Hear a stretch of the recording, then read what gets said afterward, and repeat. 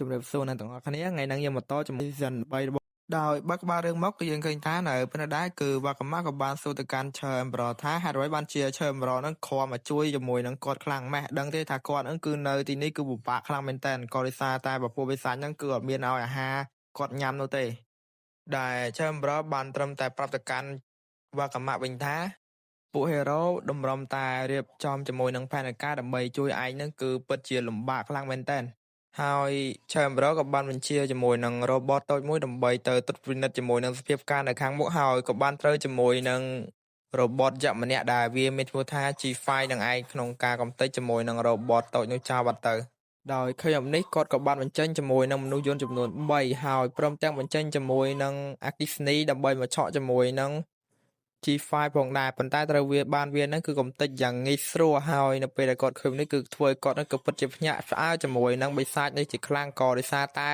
គាត់មិននឹកស្មានថានៅក្នុងសមាគមរបស់ពួកវិសាចគឺមានជាមួយនឹងរបបដែលមានសមត្ថភាពខ្លាំងក្លាបែបនេះសោះហើយនៅត្រង់នេះដែរគឺ Chamber ក៏បានបញ្ជូនជាមួយនឹងមនុស្សយន្តចំនួន3ក្បាលទៅទៀតដើម្បីទៅទប់ទល់ជាមួយនឹងបិសាច G5 ហើយមុននឹងរត់ចាក់ចេញគាត់ក៏បានបាញ់ជាមួយនឹងគ្រាប់កំភ្លើងចំនួន3គ្រាប់ទៅកាន់វាផងដែរនៅពេលនោះដែរគឺវ៉ាកាម៉ាក៏បានសួរទៅកាន់ឈើអេមប្រថាហេតុអ្វីបានជាមិននៅមើលជាមួយនឹងការប្រយុទ្ធជាមួយនឹងបិសាចនោះសិនទៅក៏ដោយសារតែ Hero Rank S ដែលជាឈើអេមប្រហ្នឹងគឺមានសមត្ថភាពខ្លាំងមែនតើហេតុអ្វីបានជាយើងចាប់បាច់រត់បែបនេះក៏ប៉ុន្តែឈើអេមប្រក៏បានតបទៅកាន់វ៉ាកាម៉ាវិញថាគឺខ្ញុំនឹងគឺអត់អាចយកឈ្នះជាមួយនឹងមនុស្សយន្ត G5 នឹងបានទេគឺភាគរយដែលឈ្នះហ្នឹងគឺវាហាក់ផាកគ្នាតែប៉ុណ្ណោះដូច្នេះហើយខ្ញុំអត់ចង់បន្ថយហើយក៏បាននិយាយទៅកាន់វ៉ាកាម៉ាមួយទៀតវិញថាបើសិនជាខ្ញុំមានបញ្ហាអ្វីដែលប្រយុទ្ធជាមួយនឹងវិសាចនោះទៅតើមាននរណាហ្នឹងគឺអាចជន់ជាមួយនឹងវ៉ាកាម៉ាហ្នឹងចេញពីកន្លែងនេះក៏ដោយសារតែពួកគេហ្នឹងមកទីនេះគឺដើម្បីតែជួយជាមួយនឹងវ៉ាកាម៉ាឲ្យចាក់ចេញពីសមាគមរបស់ពពួកវិសាចតែប៉ុណ្ណោះគឺពួកយើងអត់មានគោលបំណងក្នុងការលាងសម្អាតជាមួយនឹងពពួកវិសាចដែលស្ថិតនៅទីនេះនោះទេហើយនៅពេលនោះដែរគឺពួកគេក៏បានទៅជួបជាមួយនឹងសាកសព Phoenix ដែលត្រូវបាន Chamber ហ្នឹងគឺបានសម្លាប់វាកាលពីពេលមុនហើយ Chamber ក៏បានប្រតិកម្មវ៉ាកាម៉ាថាកុំឲ្យព្រួយបារម្ភអីក៏ដោយសារតែបិសាចនេះគឺវាបានស្លាប់បាត់ទៅហើយនៅពេលនេះដែរគឺសាច់រឿងក៏បានលេងមកកាន់ប្រវត្តិរបស់បិសាច Phoenix នេះគឺការពីគាត់នៅជាមួយនឹងគាត់គឺបានដើរតួសម្ដែងនៅក្នុងកម្មវិធីកុមារដើម្បីឲ្យកុមារនឹងសប្បាយរីករាយក៏ប៉ុន្តែក៏ដោយសារតែសាច់រឿងរបស់គាត់មានលក្ខណៈដូចជាព្រៃផ្សៃឬហៅថាយ៉ាងទៀតថាគឺគាត់មានការរំលោភបំពានអីច្រើនពេកទើបគេក៏បានដកសិទ្ធគាត់ចេញបាត់ទៅChamber ក៏បានប្រាប់ពីមូលហេតុដែលធ្វើឲ្យវិសាចនេះស្លាប់ផងដែរគឺនៅពេលនោះដែរគឺគាត់ក៏បានប្រព្រឹត្តជាមួយនឹងអគ្គិសនីដើម្បីឆក់វាដើម្បីធ្វើឲ្យវានឹងគឺស្លាប់ហើយនៅពេលដែលពួកគេកំពុងតែដើរទៅបំទាន់ចេញផុតពីកន្លែងសាកសពរបស់វិសាច Phoenix នោះផងនៅពេលនោះដែរស្រាប់តែមានជាមួយនឹងសំឡេងដែលហៅពួកគេមកពីខាងក្រោយនិងមានពន្លឺជាកម្លាំងហើយវាក៏បាននិយាយទៅកាន់ Chamber និងវ៉ាកាម៉ាថាតើពួកឯងចង់ទៅណាគឺយើងមិនទាន់ស្លាប់នោះទេតោះពួកយើងប្រយុទ្ធគ្នាបន្តទៀតដែលនោះគឺជាបិសាច Phoenix ក្នុងទម្រង់ថ្មីរបស់គាត់នេះដែលបិសាចនេះគឺផ្លាស់ប្ដូរពីបិសាចដែលមានលំដាប់ធម្មតារហូតឡើងទៅដល់លំដាប់ដែលមានគ្រោះថ្នាក់បំផុតហើយនៅពេលដែលឃើញជាមួយនឹងបិសាចនេះវាអាចរស់ឡើងវិញបែបនេះក៏ធ្វើឲ្យ Chamber នឹងគឺពិតជាភ្ញាក់ផ្អើលមែនទែនហើយគាត់ក៏បានបើកការវិវហាទៅកាន់បិសាច Phoenix នេះដោយប្រើប្រាស់ជាមួយនឹងរបាំងខែការពារខ្លួនផងនិងការពារទៅកាន់វ៉ាកាម៉ាឲ្យគាត់នឹងគឺនៅក្នុងហ្នឹងហើយមិនបាច់ចេញមកខាងក្រៅនោះទេនៅពេលនោះដែរគឺ Chamber ក៏បានដកជាមួយនឹង Share ការពារមួយក្នុងគោលបំណងគឺទប់ទល់ជាមួយនឹងការវិវហារបស់បិសាច Phoenix នឹងដែរក៏ប៉ុន្តែនៅពេលនោះដែរនៅពេលដែលបិសាច Phoenix ហ្នឹងក៏បានប្រើប្រាស់ជាមួយនឹង skill របស់គាត់វាយមកគឺគាត់អាចទប់ទល់បានទេដែលធ្វើឲ្យខែហ្នឹងគឺវាកាពៀតទៅក្រោយហ្មងក៏ប៉ុន្តែក៏រៀងហែងដែរដែលវាអត់អាចបំបែកជាមួយនឹងខែនេះបានតែក៏ធ្វើឲ្យ Chamber ហ្នឹងក៏ទៀតទៅខាងក្រោយគឺពេលនោះដែរគាត់បានធ្វើឲ្យ Wagama ហ្នឹងក៏មានការភ័យមែនតើក៏ដោយសារតែ Hero Rank S ហ្នឹងគឺសិតតែជាប្រភេទ Hero ដែលខ្លាំងនៅតែមិនអាចទប់ទល់ជាមួយនឹងវិសាចនេះផងចោះឲ្យគាត់ហ្នឹងទៅពឹងណាគេទៀតក៏ដោយសារតែមើលទៅស្ថានភាពដូចជាមិនអាចយកឈ្នះជាមួយនឹងវិសាច Phoenix នេះបាននោះទេ Chamber ក៏បានកោះហៅជាមួយនឹងមនុស្សយន្តដើម្បីមកគុំគ្នាជាមួយនឹងរាងកាយរបស់គាត់ដែលបង្កើតបានទៅជាមនុស្សយន្ត robot មួយក្នុងការប្រយុទ្ធជាមួយនឹងបិសាច Phoenix នេះផងដែរ ក៏ប៉ុន្តែគឺរបបនេះគឺមានជាមួយនឹងដែនកំណត់នោះទេគឺគាត់អត់អាចប្រើប្រាស់វាបានរហូតនោះទេចំណែកឯបិសាចពិនិត្យវិញក៏បានសួរទៅកាន់ឈើមរដ្ឋថាតើឯងនឹងគឺនៅមានជាមួយនឹង skill ឬក៏វិធមរហៅថាក្បាច់គុណអីផ្សេងទៀតចាប់បញ្ចេញអស់មកដើម្បីវិយុទ្ធគ្នាឲ្យដឹងសក់ខ្មៅតែម្ដងអាបិសាចចំណែកឯវ៉ាកាម៉ាក៏បានត្រឹមតែស្រែកពីក្នុងរបាំងការពារមកថាមានរបស់ល្អយ៉ាងនេះហើយហេតុអីបានជាឯងមិនព្រមយកមកប្រើទៀតឈើមរតែឈើមរគឺគាត់អត់បាននិយាយជិលក៏ឆ្លើយតបទៅកាន់វាវិញនោះទេក៏ដោយសារតែគឺរបស់គាត់នឹងគឺអត់អាចប្រើប្រាស់យូរបាននោះទេក៏ដោយសារតែវាអាចនឹងក្តៅឬហៅថាអាចនឹងផ្ទុះចេញបានហើយរឿងមួយនេះដែរគឺជាមួយនឹងបិសាច Phoenix ហ្នឹងក៏វាបានដឹងខ្លះៗដែរពីតាក់ទងទៅនឹង Hero Chamber ថារបស់គាត់ហ្នឹងគឺអាចប្រើប្រាស់បានតែបន្តិចបន្តួចនោះទេហើយមូលហេតុដែលគាត់ដឹងហ្នឹងគឺមិនមែនខ្ញុំនិយាយប្រាប់ទេគឺវាដឹងតាមរយៈការវាស្មានឲ្យខ្លួនឯងតែប៉ុណ្ណោះបិសាច Phoenix ហ្នឹងគឺវាពិតជាឆ្លាតមែនតើទាំងកម្លាំងទាំងសមត្ថភាពនិងទាំងបញ្ញាគឺវាឆ្លាតយកមែនតើដោយវាគិតបែបហ្នឹងហើយគឺវាបានត្រឹមតែរត់គេចដើម្បីឲ្យជាមួយនឹងធម្មពលរបស់ឈើមរហ្នឹងគឺបានថមថយឬហៅថាគាត់ហ្នឹងគឺអស់ពេលវេលាក្នុងការប្រយុទ្ធហ្នឹងអាំងវាហ្នឹងគឺធ្វើការសម្លាប់ជាមួយនឹងឈើមរហ្នឹងបានយ៉ាងងាយស្រួលទៅវិស័យ Phoenix នេះបានត្រឹមតែរត់គេចពីរបស់ឈើមរនេះតែប៉ុណ្ណោះហើយក៏បានលួចវាបកទៅគាត់បន្តិចផងដែរមិនមែនរត់គេចសតនោះទេរីឯចំណែកឯឆើមរវិញគឺគាត់បានត្រឹមតែប្រឹងប្រែងក្នុងការតាមសម្លាប់វាឲ្យបានមុននឹងរបស់គាត់ហ្នឹងគឺត្រូវបានខ្ទេចខ្ទីដោយការបំផ្លាញឬហៅថាគាត់នឹងត្រូវបានខ្ទេចឬក៏ស្លាប់ជាមួយនឹងរបស់នេះផងដែរបើសិនជាគាត់នឹងគឺអត់អាចចេញពីរបស់នេះបាននោះទេនៅពេលនោះដែរគឺបិសាច Phoenix ក៏ដំឡើងជាមួយនឹងកម្រិតរបស់គាត់នឹងឡើងទៅជាកម្រិតទី3ដែលរាងកាយនៅពេលនេះគឺប្រើប្រាស់ខ្លាចទៅជាមានភ្លើងឆេះពេញខ្លួនបាត់ទៅហើយចំណែកឯឈើមរនឹងក៏បានព្យាយាមក្នុងការសម្លាប់វាឲ្យស្លាប់ផងដែរក៏ប៉ុន្តែដូចយើងដឹងហើយថាគឺបិសាចនេះគឺវាស្លាប់ហើយរស់ឡើងវិញគឺអត់អាចសម្លាប់វាបាននោះទេក៏ដោយសារតែការដែលវាស្លាប់លើកដំបូងហ្នឹងគឺវាក៏អាចរស់ឡើងវិញផងដែរចំណែកឯនៅពេលដែរគឺឈើមរក៏បានព្យាយាមក្នុងការសម្លាប់វាម្ដងទៀតក៏ប៉ុន្តែគឺអត់ទាន់បានជោគជ័យទេវាក៏អាចរស់ឡើងមកវិញបន្តទៀតនៅពេលនោះដែរគឺវាក៏បានបាញ់ទៅកាន់បកមៈក្នុងគោលបំណងបំបែកស្ថានភាពដើម្បីឲ្យឈើមរហ្នឹងគឺបែកជាមួយនឹងស្មារតីចំណែកឯវកមៈហ្នឹងគឺបានត្រឹមតែភ័យខ្លាចជាមួយនឹងរឿងដែលគេកំពុងតែក្នុងគោលបំណងចង់សម្លាប់វាតែប៉ុណ្ណោះការប្រយុទ្ធរបស់ពួកគេក៏បន្តទៅមុខទៀត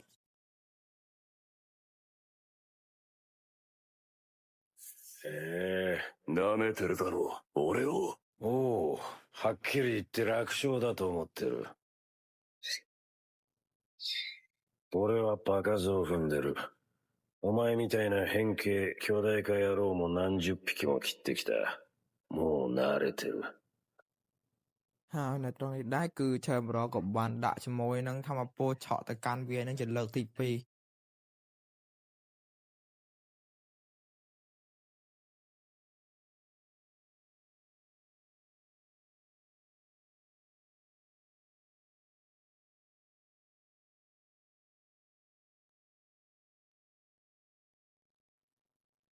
ដែលក៏ធ្វើឲ្យវិស័យ Phoenix ហ្នឹងគឺពិតជាខឹងជាមួយនឹងឈើមរខ្លាំងមែនទែនហើយនៅពេលនេះដែរគឺឈើមរគឺនៅសល់នាទីត្រឹមតែ1នាទីនោះទេគឺគាត់នឹងត្រូវកំទេចជាមួយនឹងមនុស្សជននេះទាំងអស់បាត់ទៅហើយនៅពេលនោះដែរគឺគាត់ការប្រយុទ្ធរបស់គ្នារវាងបិសាច Phoenix និងឈើមរក៏នៅតែបន្តទៅមុខទៀតដោយឈើមរនឹងក៏បានស្រែកប្រាប់ទៅកាន់មនុស្សយន្តនោះទៀតថាឲ្យវាយបិសាច Phoenix ហ្នឹងទម្លាក់ចុះទៅខាងក្រោមបាត់ទៅក៏ដោយសារតែនៅខាងក្រោមហ្នឹងក៏មានជាមួយនឹង Flash នៅខាងក្រោមហ្នឹងឯងដោយឈើមរហ្នឹងគឺប្រឹងខ្លាំងមែនទែនក្នុងការរុញជាមួយនឹងបិសាច Phoenix ហ្នឹងឲ្យវាចុះទៅខាងក្រោមដើម្បីឲ្យបូកកម្លាំងគ្នាជាមួយនឹង Flash ក្នុងការចាត់ការវាម្ដងទៅមើលក៏ដោយសារតែគាត់ឃើញថា Flash ហ្នឹងគឺនៅខាងក្រោមហ្នឹងឯងគឺឃើញសញ្ញាហើយសាច់រឿងរបស់យើងក៏កាត់មកខាង Flash វិញនៅពេលដែរគឺគាត់អត់ដឹងថាគាត់ត្រូវដើរទៅផ្លូវណានោះទេក៏ដោយសារតែគាត់ហ្នឹងគឺមិនវិញផ្លូវបាត់ហើយដឹងថាផ្លូវណាទៅខាងក្រៅហើយផ្លូវណាទៅខាងក្នុងហើយវហ្នឹងដើរវិញផ្លូវចន្លោះហ្នឹងអាចនឹងចូលទៅក្នុងជំរំវិសាចកាន់តែជ្រៅឬកាន់តែសម្រាប់គាត់បាត់ទៅហើយក៏ដោយសារតែវិសាចមួយក៏វាខ្លាំងណាស់ដែរ ហើយសាច់រឿងយើងក៏កាត់មកខាងឈើមរនៅពេលដែរក្រោយពេលដែលឈើមរនឹងធ្លាក់ចំមកខាងក្រោមគាត់ក៏បានស្រែកហៅទៅកាន់ Hero Plastic Plus ដើម្បីឲ្យ Plastic Plus ហ្នឹងគឺមកជួយជាមួយនឹងគាត់ផងក៏ដោយសារតែគាត់នឹងគាត់អាចទប់ទល់ជាមួយនឹងវិស័យ Phoenix នឹងបាននោះទេក៏ដោយសារតែនៅពេលដែរគឺវាក៏បានផ្លាស់ប្ដូរជាមួយនឹងទម្រង់របស់វាទៀតហើយក៏ដោយសារតែទម្រង់លោកនេះគឺកាន់តែខ្លាំងទៅហើយគាត់គឺអាចទប់ទល់ជាមួយនឹងវាបានទៀតនោះទេហើយសាច់រឿងក៏បានលេងមកប្រវត្តិរបស់បិសាច Phoenix កាលពីដើមឡើយហ្នឹងគឺបិសាច Phoenix ហ្នឹងគឺគាត់ចូលធ្វើនៅក្នុងតួសម្ដែងដែលគាត់តែងខ្លួនធ្វើជា Phoenix នឹងឯងហើយតុក្កតានេះគឺនិយាយអំពីតុក្កតាដែលចាក់សាំងឲ្យក្មេងៗលេងក៏ប៉ុន្តែដោយសារតែឈុតឆាករបស់គាត់មានលក្ខណៈសាហាវពេកក៏មេគាត់ក៏បានដេញគាត់ចេញប៉ុន្តែដោយសារតែភាពញៀននិងការចូលចិត្តជាមួយនឹងឈុតនេះជាខ្លាំងក៏បានធ្វើឲ្យគាត់នឹងប្រែក្លាយទៅជាបិសាចនិងមិនព្រមដោះឈុតនេះចេញនោះទេហើយក្រោយពេលដែលគាត់ក្លាយជាវិសាចហ្នឹងគឺឈុតហ្នឹងហើយដែលជាអ្នកផ្ដល់ធម្មពលឲ្យគាត់យ៉ាងខ្លាំងក្លាសម្រាប់ដូចជានៅពេលដែលគាត់ស្លាប់ហ្នឹងគឺបាន generate ខ្លួនគាត់ហ្នឹងឲ្យរស់ឡើងវិញបន្តទៀត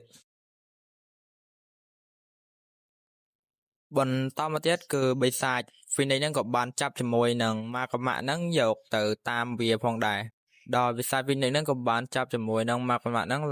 លោតឡើងទៅលើក្នុងគោលបំណងយកម៉ាកម៉ាក់ហ្នឹងទៅឃុំទុកវិញដើម្បីឲ្យពពួក hero ហ្នឹងមកជួយក្នុងការឲ្យវាហ្នឹងគឺសម្លាប់ជាមួយនឹងពពួក hero ម្ដងចោលទាំងអស់តែម្ដងប៉ុន្តែវាគិតទេថា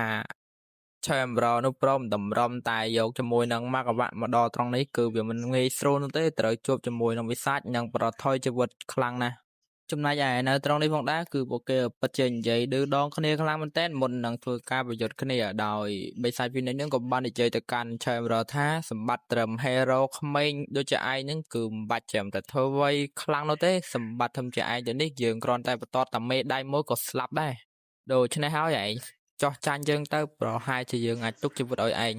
ប៉ុន្តែ Chamber គឺពិតជាកពើមជាមួយនឹងសម្ដីវាខ្លាំងមែនទែននៅពេលដែលលើបែបនេះគឺវាក៏បានគិតថាវានឹងបញ្ចេញជាមួយនឹងធម្មពលដ៏សាហាវខុសខើដើម្បីឲ្យ Chamber នឹងខ្លាចវានឹងព្រមចោះចាញ់វានឹងដោយស្ម័គ្រចិត្តហើយនៅពេលនោះដែរគឺវានឹងក៏បង្កើតទៅជាធម្មពលមួយដែលអាចជប់ជាមួយនឹងគ្នាដែលត្រូវបានពពួក hero នឹងសម្លាប់ឲ្យមកតោងជាមួយនឹងមនុស្សយន្តរបស់ Chamber តែ Chamber ក៏មិនអន់ដែរ Chamber ក៏បានបញ្ជាឲ្យមនុស្សយន្តនឹងធ្វើការបើកការបាញ់ប្រហារទៅលើពពួកស្រមោលឬហៅថាពពួកសំប៊ីបិសាចនឹងនៅត្រង់នេះផងដែរគឺវាអត់ដឹងទេថាតើហេតុអីបានជាខ្លួនឯងនឹងគឺមានជាមួយនឹងធម្មពលពិសេសអាចជប់ឲ្យគ្នាដែលបានស្លាប់នឹងរស់ឡើងវិញបែបនេះ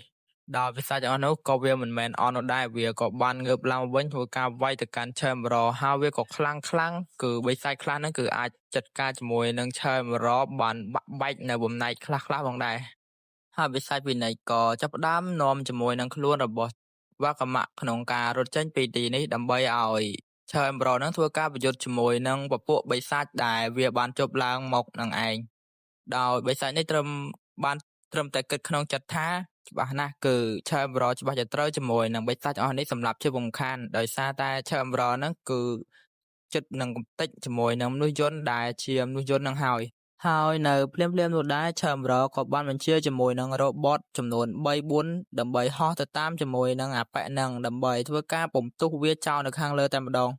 ហើយរឿងមួយទៀតដែលវាមិនទាន់ដឹងនោះអ្វីដែលវាលើកទៅនោះគឺជាដៃរបស់ Chamber ដែលជាដៃយន្តហើយនៅពេលដែរគឺ Chamber ក៏បានបញ្ជាឲ្យដៃនោះប្រែក្លាយទៅជាអាវុធដ៏សាហាវខុសខើមួយក្នុងការវាយជាមួយនឹងវាទៅវិញគឺជាដែកខួងមួយដ៏ធំដែលមានថែមទាំងរន្ទះទៅទៀតក្នុងការខួងទៅកាន់បិសាច Phoenix គឺធ្វើឲ្យវានឹងគឺពិតជាខឹងជាមួយនឹង Chamber ជាខ្លាំងក៏ដោយសារតែ Chamber នឹងគឺមានជាមួយនឹងរបស់លេងប្លែកៗដើម្បីមកលេងជាមួយនឹងវានៅពេលនោះដែរគឺមនុស្សយន្តរបស់ Chamber នឹងក៏បានលោតផ្លត់ទៅកាន់ Chamber ថានៅពេលនេះដែរគឺមនុស្សយន្តនឹងគឺវាអាចនឹងបន្ទោសគឺក៏បាន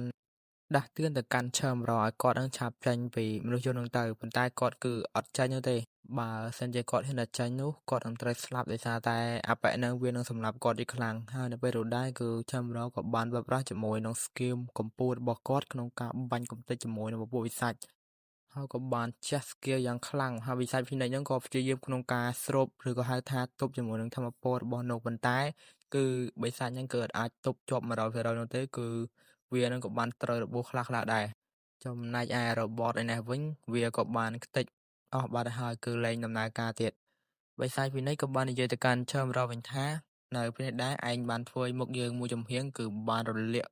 ខ្លោចគឺធ្វើឲ្យមុខយើងគឺលែងស្អាតបាត់ហើយនៅពេលនោះដែរគឺឯងនឹងគឺមិនត្រូវមានជីវិតនោះទេយើងនឹងសម្លាប់ឯងទោះបីជាឯងនឹងសុំចោះចាញ់ក៏ដោយហើយបិសាចពីនេះហ្នឹងក៏ហមមកនឹងត្រូវបានជាមួយនឹងឈើមរកនឹងប្រើប្រាស់ជាមួយនឹង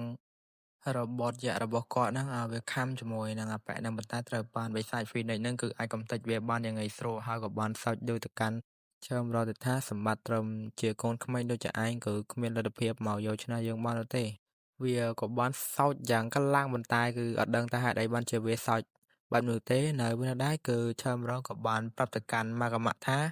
មូលហេតុដែលវាសោចហើយរមាស់បែបនេះក៏ដោយសារតែនៅពេលដែលវាលុតមកវាហាគាត់នោះគាត់ក៏បានដាក់ជាមួយនឹង កូនរបត់តូចមួយដែលជាអ្នកដែលជួយអេសរមាស់ឲ្យវាទៅធ្វើឲ្យវានឹងរមាស់ហើយផ្កាច់ផ្កិនដើម្បីឲ្យវានឹងគឺដោះឈុតនឹងចេញក៏ដោយសារតែឈើមរយល់ថាមូលហេតុដែលវាសម្លាប់មិនស្លាប់ហ្នឹងក៏ដោយសារតែឈុតនឹងឯងនៅពេលនោះដែរបិសាច Phoenix វាភ្លេចខ្លួនក៏បានហែកជាមួយនឹងឈុតនេះចោលបានដៃជាមួយនឹងឈើមរគាត់ក៏បានប្រើប្រាស់ជាមួយនឹងអាវុធរបស់គាត់នឹងធ្វើការសម្លាប់វាចោលនៅពេលនោះដែរដែលយើងមើលមកតនេះដែរអាប៉ែហ្នឹងគឺខ្លាំងបានដោយសារតែឈុត ខាងខែវនោះទេបើមិនជាអត់ឈុតនឹងងាប់ទាំងវីយូហើយពួកគេនឹងក៏បានបន្តដំណើរទៅមុខទៀតនៅពេលដែរគឺឈើមរកក៏បានសួរទៅកាន់វកមៈថាតើមានក្មេងប្រុសផ្សេងទៀតអត់ប៉ុន្តែដោយសារតែអាប៉ែនឹងវាខ្លាចងាប់នឹងចង់ចេញពេកវាក៏បានប្រាប់ទៅកាន់ឈើមរកវិញថាគឺអត់មាននរណាផ្សេងទៀតនោះទេគឺវាប្រាប់ទៅកាន់ឈើមរកបែបនេះក៏ដោយសារតែវានឹងគឺជាក្មេងដែលអាក្រក់នឹងហើយអាងខ្លួនឯងជាកូនអ្នកមាននឹងគឺ ធ្វើបាបគេការនៅកន្លែងឃុំឃាំងហើយមកហក់ជាមួយនឹង hero ឈើម្ដងនោះទៀតហើយយើងកាត់មកខាងប្រូពីរនាក់នេះវិញដែលត្រូវបាន Plastic Flash ធ្វើការសម្លាប់ការវិភាគមុនហ្នឹងឥឡូវនេះក៏បានរស់ឡើងវិញហើយពួកគេនឹងក៏ឆ្ងល់ផងដែរតើហេតុអីបានជាពួកគេនឹងរស់ឡើងវិញហើយពួកវាក៏បានរត់ចេញពីកន្លែងនោះហើយក៏បានរត់ទៅជួបជាមួយនឹងប្រូងាវដែលជាសាច់តាម៉ារបស់យើងដែលបាត់មកពី3ភាគហ្នឹងហើយ ហើយនៅពេលនោះដែរពួកវាទាំងពីរនាក់ក៏បំរុងនឹងទៅសម្លាប់ជាមួយនឹងសៃតាម៉ាប៉ុន្តែគឺសៃតាម៉ាក៏មានល្បឿនលឿនមែនតើគឺអាចគេចផុតពីកណ្ដាប់ដៃឬក៏កញ្ញាំរបស់បិសាចពួកវានឹងហើយពួកវាក៏បាននិយាយទៅកាន់សៃតាម៉ាថាយើងនឹងមកសម្លាប់ឯងវិញក្រោយពេលដែលយើងនឹងសម្លាប់ជាមួយនឹង Plastic Plus ហើយនិយាយនឹងមិនដឹងថាមានសំអាងអីទេដោយសារតែគាត់អ្នក Plastic Plus ហ្នឹងក៏វាយចាញ់ដែរហើយពីរនាក់ផុតមួយទៀតក៏នៅតែអត់ឈ្នះទៀត ហើយសីតាម៉ាក៏បាននិយាយទៅកាន់ពួកវាទាំងពីរនាក់វិញថាឆាប់ចេញឲ្យបាត់ពីមុខយើងទៅក៏ដោយសារតែយើងមិនចង់ឃើញជាមួយនឹងអាជីងចាំងនៅខាងមុខឯងហ្នឹងបាញ់មករោយើងទៅយើងមានអារម្មណ៍ថាស្រាវហើយសាច់រឿងសីតាម៉ារបស់យើងក៏បានមកដល់ទីបញ្ចប់នៅត្រង់នេះដែរ